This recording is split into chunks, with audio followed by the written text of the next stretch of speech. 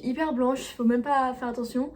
Du coup là on vient d'arriver, il est 19h10 à peu près, je suis partie à 15h. Donc là on est arrivé à Lille parce que je passe le concours Sciences Po demain. En fait j'étais sûre de pas être sélectionnée pour la première phase, donc il y a 3 épreuves on va dire pour intégrer Sciences Po. En tout cas les IEP, pas Paris, mais les IEP c'est dossier, ensuite écrit, ensuite oraux. Et j'ai été sélectionnée pour les écrits. Et je pensais tellement pas être sélectionnée que du coup je m'étais pas du tout préparée. Faut savoir que moi je prépare le double diplôme, c'est pour ça que je passe samedi 15 avril et pas le samedi 22 comme les autres. Mais du coup je prépare le double diplôme, ce qui fait qu'il n'y a rien à réviser. Sauf l'histoire, mais l'histoire c'est le programme de terminale. Donc voilà, je n'ai absolument rien révisé. Pratiquement, j'ai acheté le livre pour le concours. Mercredi, j'ai lu 40 pages. On y va, les mains dans les poches. Honnêtement, je suis persuadée de ne pas être prise aux écrits, donc je me mets pas la pression parce qu'en fait, c'est pas 3 jours avant que je vais réussir le concours Sciences Po. C'est un des concours les plus durs de France, donc bon, on y va avec un talent que on a ou on n'a pas.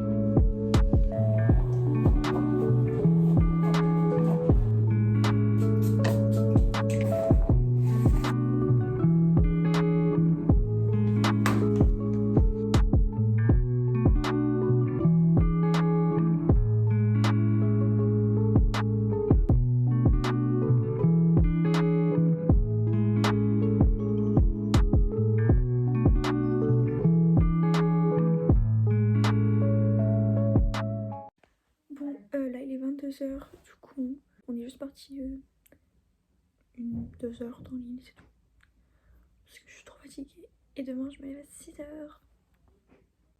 Bref, demain je passe le concours Sciences Po, double diplôme. J'ai aucune chance d'y entrer, j'y vais parce qu'il faut que j'y aille. C'est tout.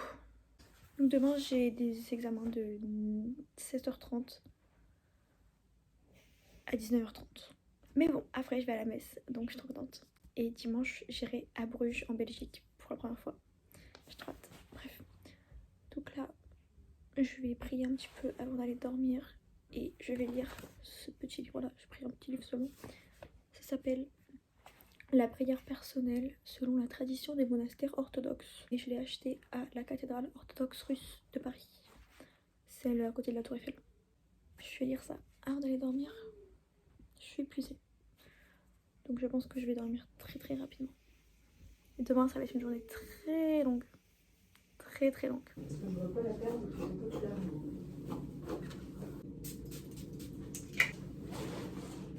Bon les gars, c'est le moment d'y aller. Du coup là, je vais commencer à 7h. Non, faut y aller à 7h30 pour la convoque. Mais mon premier examen c'est de 8h à 9h30, c'est l'examen d'espagnol. C'est celui pour lequel je stresse le moins. Parce que c'est soit ça passe, soit ça casse. Ensuite j'ai 4 heures de creux et j'espère que je peux sortir parce que sinon je sais pas ce que je vais foutre pendant 4 heures. Et ensuite après j'enchaîne les 2 examens, questions contemporaines et histoire. En sachant que questions contemporaines ce n'est pas le même que le concours commun normal en diplôme normal. Parce que questions contemporaines il faut réviser pour le concours commun. Et le concours que moi je passe pour le double diplôme, il n'y a rien à réviser. Donc j'y vais les mains dans les poches. Je sais que ça va être des questions hyper dures. Mais bon, on y va et on verra hein.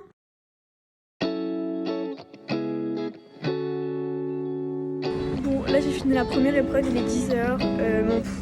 On va même pas en parler. Moi je vous avais dit je ne réussirai pas le concours. Là j'étais avec des gens, ça fait 2 ans ils sont en prépa. On va faire du shopping en attendant.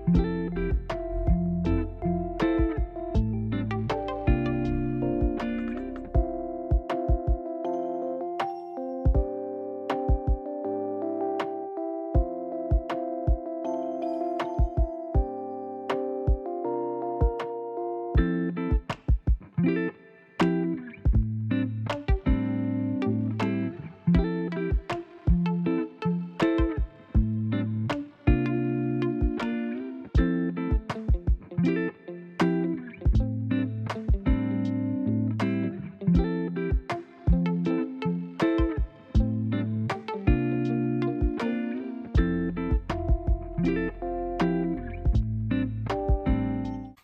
les gars, du coup je viens de rentrer chez moi, il est 21 h et quelques. Bon, je n'étais pas prise, il y a 12 places sur 140 personnes. Il y avait que des gens qui avaient fait 2 ans de prépa, 1 an de prépa, etc. Ma belle, j'ai aucune préparation, j'y suis allée sans réviser. Donc bon, au moins je suis fière d'avoir été déjà sélectionnée et d'être allée jusqu'au bout. Bon, on verra, mais très peu de chance que je sois sélectionnée. Ce concours-là, il durait de 7h30 à 19h30, mais j'avais un creux de 9h30 à 13h30. Du coup, j'ai fait du shopping. Et le soir, du coup, après le dernier examen, je suis partie manger en ville et j'ai été à la veillée pascale dans une église orthodoxe de Lille. C'est l'église Saint-Nicolas. Et honnêtement, si vous venez de Lille, je vous la conseille parce qu'ils étaient trop gentils les gens. Et je sais pas, c'était trop chaleureux, etc. Donc j'ai adoré ce moment-là. Mais on n'a pas été jusqu'au matin ou jusqu'à la liturgie parce que j'étais épuisée de fatigue en fait d'avoir... j'étais épuisée de toute ma journée, genre depuis 6 h j'étais debout. Et c'était très fatigant. Donc j'ai juste été à la veillée. Et aujourd'hui du coup on est parti à Bruges en Belgique. C'était ma première fois en Belgique. Bruges c'est dans la région flamande, ce qui fait qu'ils parlaient tous néerlandais ou flamand.